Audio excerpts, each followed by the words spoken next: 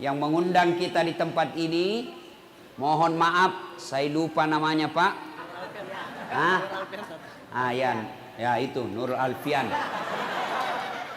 Kada manahan, rumahnya besar betul, masya Allah. Itulah enaknya jadi orang kaya. Kalau orang kaya mau kalah kalian orang miskin. Benar. Orang miskin sholat, orang kaya juga sholat. Orang miskin tadarus, orang kaya juga bisa. Orang miskin Senin Kamis, orang kaya juga bisa. Tapi orang miskin pergi haji, diam-diamlah kau. Kenapa? Makanya kita berdoa mudah-mudahan makin banyak orang kaya yang mau ditempati rumahnya maulid. Banyak orang kaya di Berau ini belum tentu rumahnya mau ditempati untuk maulid. Masya Allah. Ya, doakan. Masih muda lagi. Berapa istrinya Pak Haji? 1. Oh. Kada manahan jar.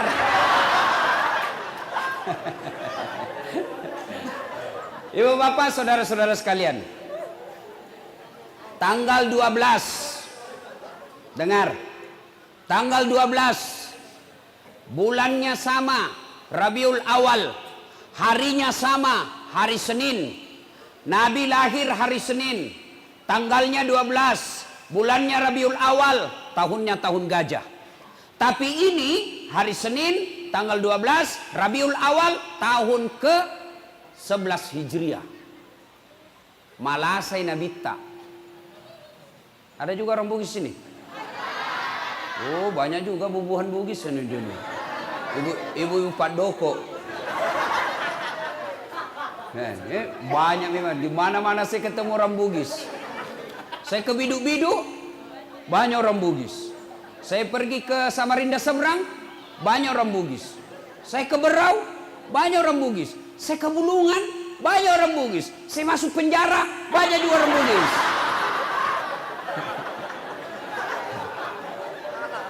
Nah, tanggal 12 Rabiul Awal tahun ke-11 Hijriah. Nabi sakit influenza. Lalu di atas kekuasaan Allah, Allah memanggil malaikat Jibril. Jibril, sini kau. Panggil 3 malaikat, Israel, Israfil, Mikail. Kau turun ke dunia. Jemput nyawanya Muhammad. Cabut rohnya dengan catatan, tanya dulu. Cek sound dulu bos. Cek. Ini dek. Dia ada ya. Nggak usah pakai eho. Tutup eho-nya dek. Ya, nggak usah eho. Bassnya tutup sekali. Nggak usah pakai bass. Treble-nya kasih naik. Cek. Ini baru. Nggak kalah saya sama dia bos. Itu tadi tesnya lagu dangdut. Kalau ini ceramah. Ya. Nah, Allah perintah Jibril, Jibril, kau turun cabut nyawanya Muhammad, tapi tanya dulu, kalau dia mau cabut, kalau tidak mau tunda sampai mau. Masya Allah, turun malaikat. Di langit ke-7 masih berempat, langit ke-6 masih berempat, langit ke-1 Jibril berkata, "Oi, malaikat pencabut nyawa, siapa yang tahu namanya malaikat pencabut nyawa? Siapa? Angkat tangan, jangan langsung sebut. Saya kasih kau hadiah. Sini. Sini.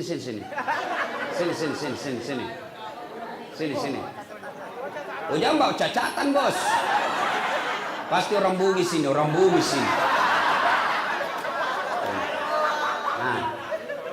ya. Tapi sebelum kau jawab, saya ada passwordnya. Siapa namanya neneknya Ustadz Dasad? Hawa. Betul juga, itu neneknya. Itu neneknya. Tapi pintar bapak ini. Siapa namanya malaikat pencabut nyawa? Malaikat Israel. Siapa? Israel. Bapak Bugis atau Jawa?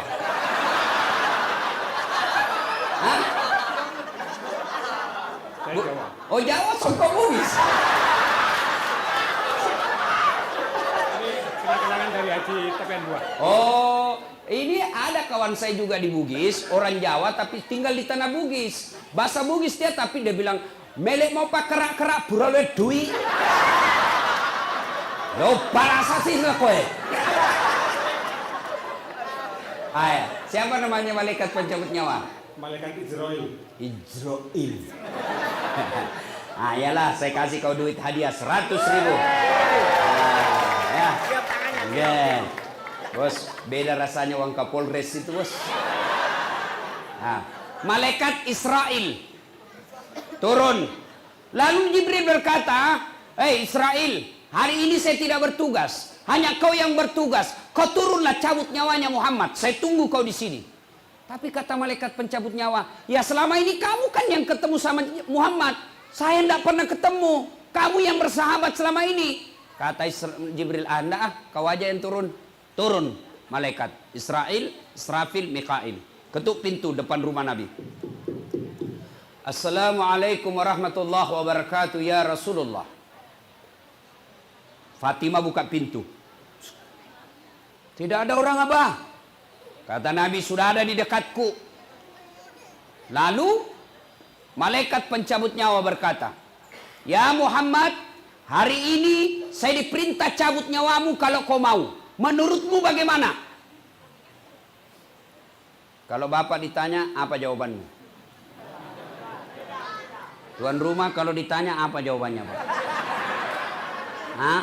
Saya tahu jawabannya. Disuruh cabut nyawa Moji. Tunggu dulu, istri baru satu.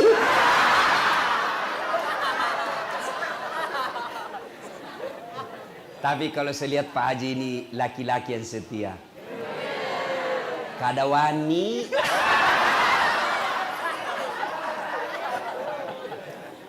Lalu Nabi berkata, Jibril, Israel, saya siap. Seluruh nabi-nabi dan rasul sebelummu, sebelum saya, mereka selesai melaksanakan tugas menghadap kepada Allah. Saya pun selesai melaksanakan risalah, saya siap menghadap Allah. Laksanakan. Tapi tunggu dulu, kata Nabi, mana Jibril? Oh, Jibril ada di langit, menunggu. Kau panggil dulu, ada sesuatu yang saya mau tanyakan. Baik, naiklah malaikat pencabut nyawa, ketemu sama Jibril. Hei, Jibril, saya bilang memang kau ikut. Banyak sekali bicaramu, deh cari kau temanmu. Turun malaikat Jibril. Itu malaikat Jibril kalau muncul depan Nabi, langsung muncul saja. Seperti yang iklan di televisi. Wane piro. Pernah lihat iklan toh? Wane piro. Muncul. Lalu Nabi bertanya kepada Jibril, "Wahai Jibril, kalau hari ini saya harus menghadap kepada Allah, kalau hari ini saya harus dicabut nyawaku, tolong berikan saya kabar gembira. Tolong berikan saya berita yang menyenangkan." Lalu Jibril menjawab, "Ya Muhammad, seluruh malaikat yang pernah Allah ciptakan ngantri menyambut rohmu." Masya Allah. Seluruh malaikat yang pernah Allah ciptakan menyambut rohnya Nabiullah Muhammad sallallahu alaihi wasallam. Ngantri. Masya Allah. Saya saja tadi datang dikawal. Masya Allah. Ada juga ibu-ibu yang gosip saya. Saya lewat, ada lagi ibu-ibu yang gosip. Bilang, itu juga bajunya waktu di YouTube. Masya Allah. Lalu, apa lagi Jibril? Kata Nabi, apa lagi? Ya Muhammad, kalau kau punya dosa dan kesalahan, Allah telah mengampuni semua dosa-dosamu. Alhamdulillah, kata Nabi. Apa lagi Jibril? Ya Muhammad, engkau Nabi paling terakhir. Engkau Nabi yang paling buntut. Tapi meskipun engkau paling terakhir, haram seluruh Nabi yang pernah Allah turunkan. Dari Adam sampai Isa, haram masuk surga sebelum engkau lebih dulu masuk ke dalam surga. Alhamdulillah, kata Nabi. Tapi Jibril, itu kan saya. Saya tidak cemas soal diriku. Saya tidak cemas pusing soal diri saya. Yang aku cemaskan umatku yang ada di Berau.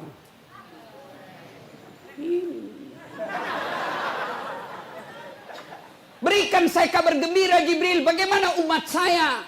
Jibril naik lagi, muncul. Ya Muhammad, saya dapat berita dari Allah. Apa gerangan?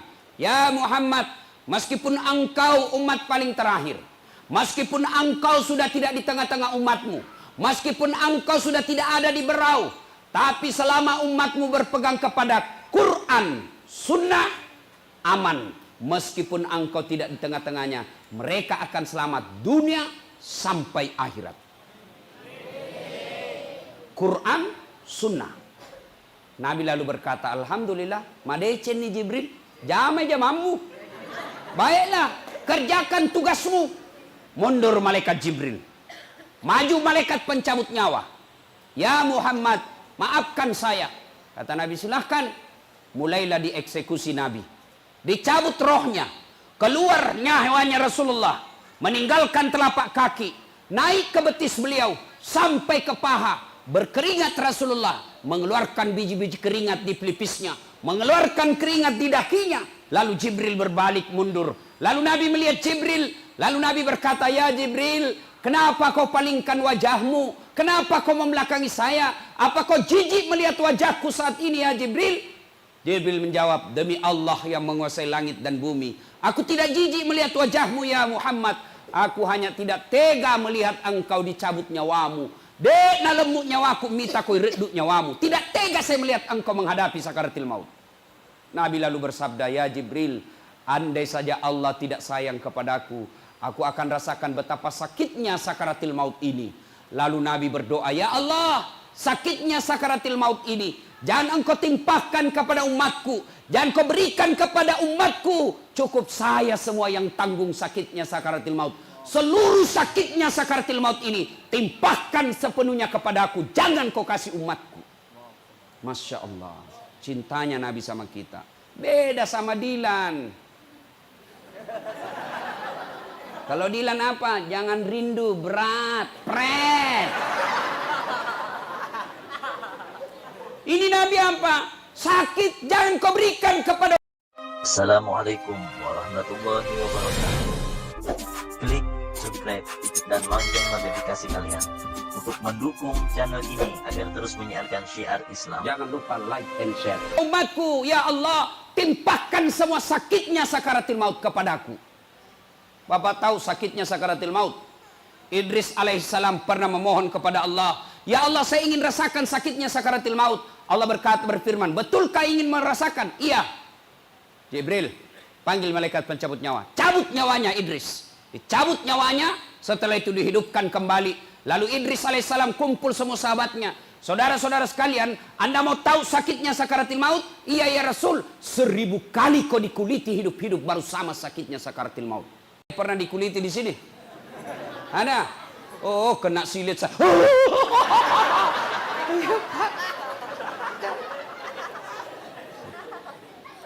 Baik, naik rohnya Rasulullah, meninggalkan paha sampai ke perut, menggigil Rasulullah sampai ke tenggorokan.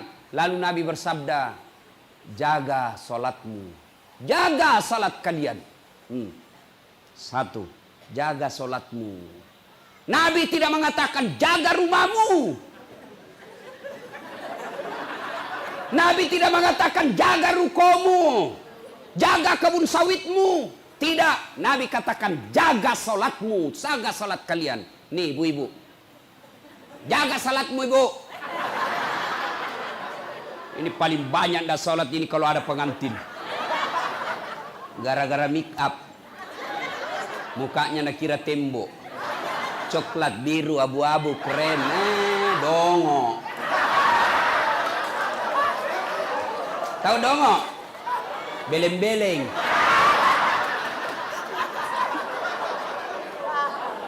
Tahu beleng-beleng? Dongo. Nah, kaulah itu. Apa? Bu. Boleh dandan. Tapi jangan gara-gara dandan kau tidak sholat. Dongo namanya itu. Ini mukamu. Biar kau klasik. Ada lebih parah, ada lagi lebihnya sedikit di sini. Saya bilang, kenapa lagi ada lebih-lebihnya? Nah bilang, seperti artis Korea. Artis Korea baru di Teluk Bayur tinggal.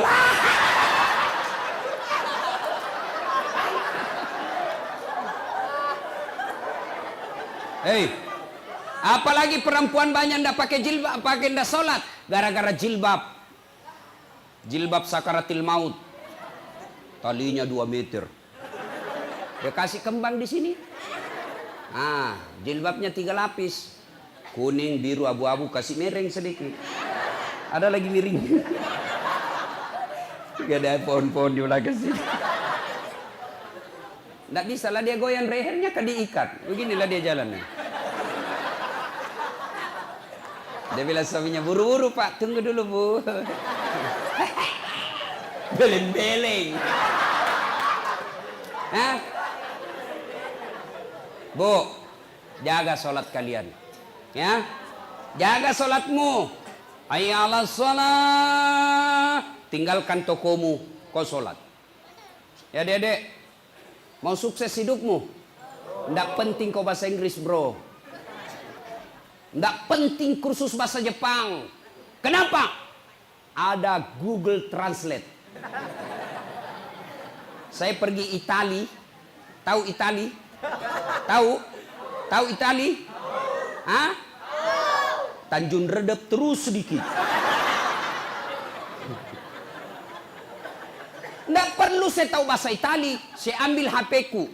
Tunjukkan rumah makan yang halal. Langsung diterjemahkan. Saya kasih lihat orang Itali. Langsung. Oh, you sing.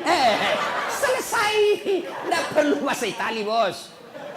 Kalau kalian mau sukses, perbaiki sholatmu. Nah, bapak-bapak capek sudah kau miskin. Karena tidak sholatmu kau tidak urus. Kalian mau sukses, sholat diperbaiki. Insya Allah kecil kasih kau Allah itu rumah. Kecil. Yang penting perbaiki sholatmu. Maka Nabi jelaskan, jaga sholat kalian. Naik lagi tenggorokan Nabi mau lepas. Jaga wasiat Nabi yang kedua.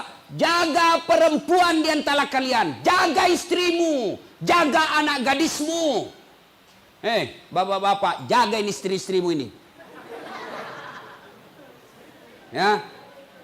Bu, kamu tidak boleh keluar rumah tanpa izin suami. Ini baru 10 menit pergi suaminya, ada WhatsApp temannya.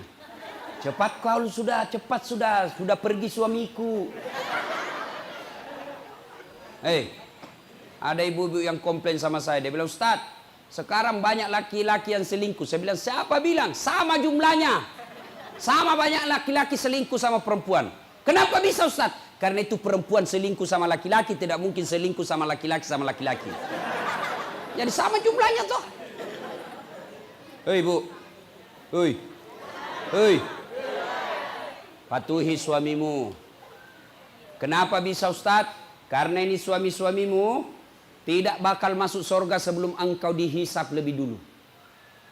Nih suami-suamimu tidak bakal masuk surga sebelum kalian diperiksa semua dosa-dosamu. Maka taati suamimu. Tak bakal suamimu selamat kalau istrinya kurang ajar. Maka taati suamimu, hidupmu berkah. Ini perempuan sekarang dia lawan suaminya. Biar hitam jidatmu gara-gara sholat. Kau tadarus setiap hari di rumahmu. Senin Kamis kau puasa. Tapi suamimu tidak ridha dalam hidupmu karena kau pembangkang. Jangankan masuk surga. Baunya surga diharamkan bagimu. Dengar itu ibu.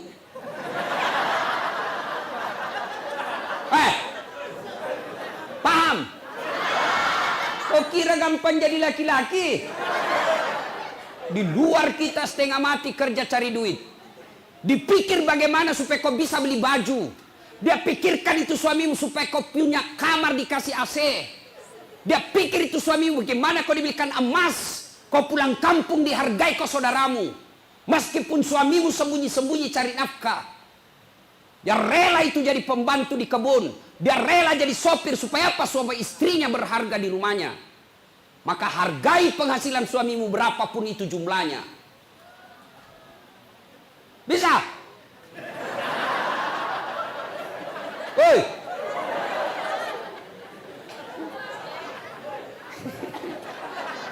Ini semua muka-muka pembangkang semua ini. Jelas ibu? Hei. Kata Nabi, jaga perempuan kalian. Bapak-bapak yang punya anak gadis, jaga itu anak gadismu. Ya, jangan sampai kalau dicari itu ayammu yang hilang daripada anak gadismu yang tidak pulang malam-malam. Ayam jagonya hilang, ngamuk 2 hari. Sekali anak gadisnya jam 10 malam belum pulang, tidak dicari. Jaga perempuan kalian. Yang ketiga kata Nabi, begitu naik di penghujung bibirnya, jaga sholat kalian, jaga perempuan di antara kalian. Yang terakhir, siapa yang disebut Nabi? Apakah Nabi sebut Aisyah istri beliau? Tidak. Apa beliau sebut Fatimah anak beliau? Tidak. Apa beliau sebut Hasan Husain cucu beliau? Tidak. Tidak satupun yang disebut keluarganya. Tapi siapa yang disebut Nabi? Ummati, ummati. Ummati, umatku, umatku, umatku, kita semua. Begitu cintanya Nabi kepada kita, begitu sayangnya Nabi kepada kita semua, akhir hidupnya pun beliau masih menyebut kita. Sekarang pertanyaan buat kita, sudahkah kita mencintai Nabi? Sudah mencintai Nabi? Nah sekarang kalau cinta kepada Nabi, bagaimana cara mencintai Nabi Ustadz? 1. Cintai Nabi dengan cara apa? Banyak-banyak menyebut namanya. Dulu sampai sekarang, kalau ada orang saya suka, jangankan saya lihat mukanya, saya dengar saja namanya disebut langsung. Wih, siapa yang debut itu? Orang Bugis bilang dum-dum gled, dumba-dumba glitter.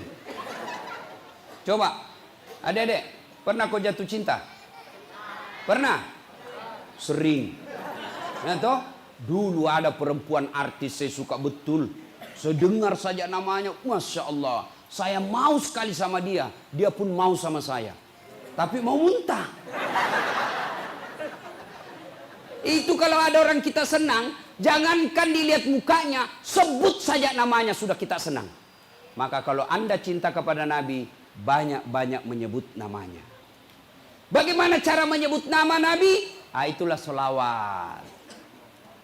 Sallallahu ala Muhammad, sallallahu alaihi wasallam, sallallahu ala Muhammad, sallallahu alaihi wasallam. Ibu, kau sambil doakan itu anakmu.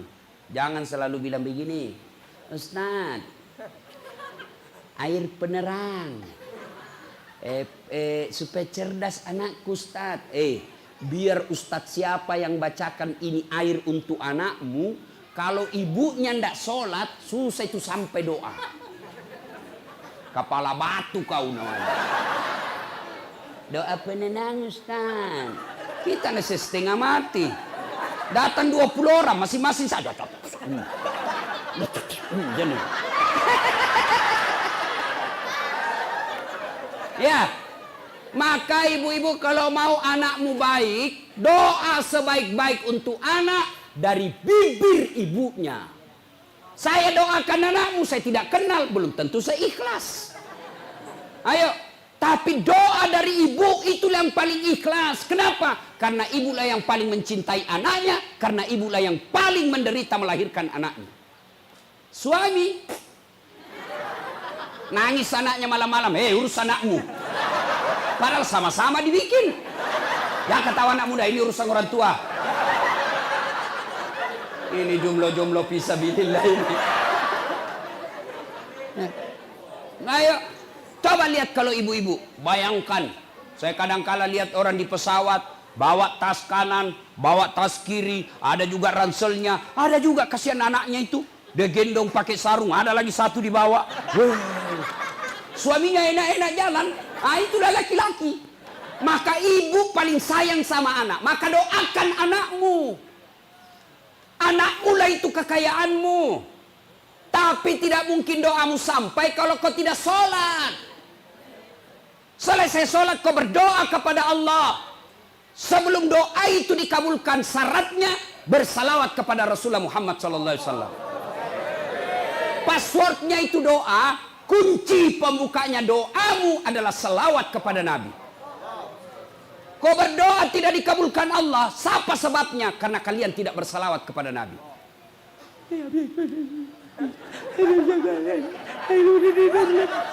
Kau tidak salawat, maka doamu tergantung langit dan bumi. Maka sebelum minta kepada Allah, kau sebut dulu namanya Nabi.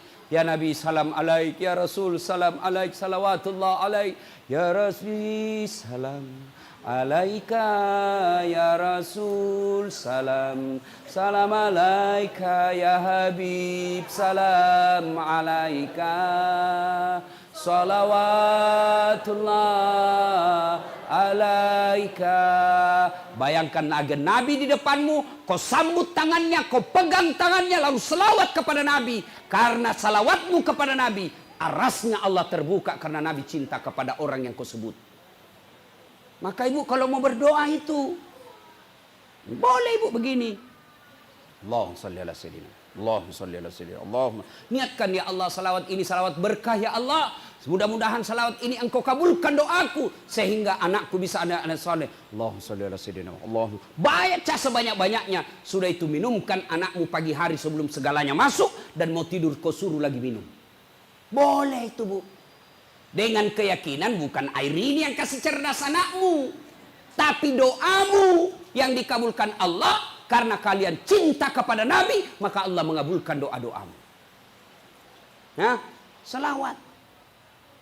Kau membayangkan suami yang lagi pergi merantau, 2 hari ditelepon tidak ada jawaban, 2 minggu hilang HP-nya, tidak mungkin menyusul, maka kau kirim salawat untuk lindungi suamimu. Ya Nabi salam alaik, ya Rasul salam alaik, ya Habib salam alaik, salawatullah alaik. Ya Allah lindungi suami saya ya Allah. Ya Allah tutup mata hatinya terhadap perempuan ya Allah. Palingkan hatinya kepadaku ya Allah. Buat dia pusing kepalanya kalau dia tidak lihat saya 2 bulan. Wah pulang. Ya, selawat. Adik-adik mau ujian kau selawat sebanyak-banyaknya. Itu bukti kecintaan kepada Nabi. Luar biasa. Ketika Allah perintah puasa, Allah tidak puasa. Ketika Allah perintah haji, Allah tidak ikut menunaikan ibadah haji. Tapi ketika Allah perintah kita berselawat, firman Allah, innallaha wa malaikatahu yusalluna alaihi. Allah dan para malaikatnya bersalawat. Bayangkan, Allah malaikat bersalawat kepada Rasulullah. Dengan catatan, bersalawatlah kalian kepada Rasulullah dengan sebaik-baik solawat. Kalian bersalawat tidak semangat.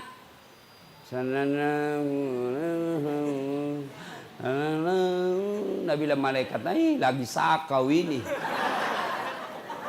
Ya, salawat. Ibu-ibu, lagi ada utang belum lunas-lunas, sudah mau jatuh tempo, cemas. Bentengi penagihmu dengan selawat. Nabi salam alaik, ya Rasul salam alaik, ya Habib salam alaik, salawatullah alaik. 1, cinta kepada Nabi, banyak-banyak menyebut Rasulullah Muhammad SAW. Yang kedua, kalau cinta kepada Rasul, maka laksanakan sunnah-sunnahnya. Tidak usah yang berat-berat dulu. Yang gampang-gampang. 1, minum jangan pakai tangan kiri. Ini sunnah ini. Yang sederhana saja. Minum pakai tangan kanan. Ya misalnya tuh. Nah ini bagus seandainya di gelas. Nabi minumnya bukan begini. Tangan kiri. Boleh minum tangan kiri, tapi dibantu dengan tangan kanan. Sama begini. Boleh. Kalau begini. Jangan minum sambil berdiri. Kenapa? Minum dan makan sambil berdiri adalah minum bersama dengan setan. Kalau kau terlalu sering minum berdiri, maka wajar sifatmu seperti setan. Kenapa kau selalu minum bersama dengan setan? Jadi bagaimana caranya Ustaz? Begini. Pakai tangan kiri boleh, tapi bantu tangan kanan. Bismillahirrahmanirrahim. Sudah? Paham? Ulang lagi, kasih contoh yang kedua. Supaya sunnah 3 kali. Jelas? Maka ibu-ibu kalian orang kaya, ya dengar. Kalau ada pengantin, jangan kau bikin pesta standing party. Jangan kalian bikin pesta berdiri, itu tidak sunnah. Kalaupun kau melaksanakan pesta berdiri, tolong sediakan minimal 10 kursi untuk tamumu yang mau makan berdasarkan sunnah. Saya biasa kalau pergi pengantin rumah orang-orang kaya yang modern tapi dongo, berdiri semua, enak betul makanan, tapi tidak ada kursi, terpaksa kami tidak makan. Kenapa? Masa Ustadz makan berdiri? Tidak bagus. Maka terpaksa kami lihat-lihat saja, pulang. Maka kalau kalian mau laksanakan sunnah, tetap sediakan kursi bagi mereka yang mau makan sambil ingat kepada sunnah. Makan, minum pakai tangan kanan, jangan sambil berdiri. Itu dulu aja, pelihara sunnah-sunnahnya yang sederhana. Apalagi kalian laki-laki kalau kencing, jangan kencing berdiri, karena kencing seperti itu kencing bersama dengan setan. Maka kencinglah kau duduk. Jangan kencing sopir. Buka pintu mobil. Masih ada 1-2 tetes. Memangnya kelereng. Yang ketawa ibu, ini urusan laki-laki. Atau ada juga ibu-ibu kencing berdiri. Banjir men.